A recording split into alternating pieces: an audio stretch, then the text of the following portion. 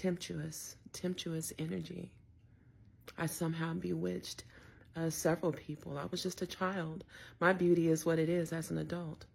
As a child, with a lot more innocence, without a trained tongue, I didn't even know how to defend myself. I knew I couldn't physically. But this gentleman, man, he loved me unconditionally. But I felt like you can't love me unconditionally if you don't even know me. You don't even know me. He didn't know me. I find myself doing that. Well, I don't do it now, but like in my 20s, no, I wouldn't hit a guy. I'm not going to hit you unless I'm defending myself. But I no longer engage in relationships that could ever provoke or ignite that type of display of defense or so-called love. That's not what drove the guy away. What drove him away was my words. He didn't care that I hit him in his chest, and I hit him in front of a whole bunch of people.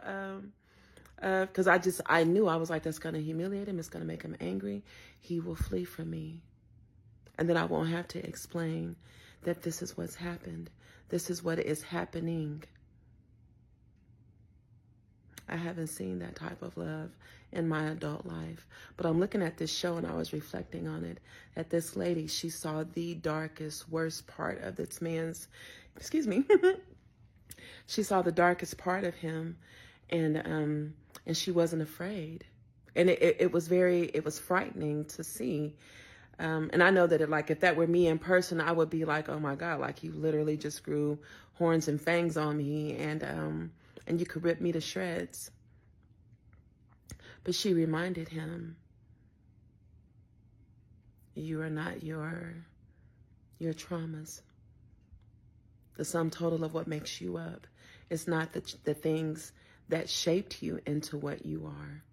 You have become what you are because you survived. And in the manner that you survived.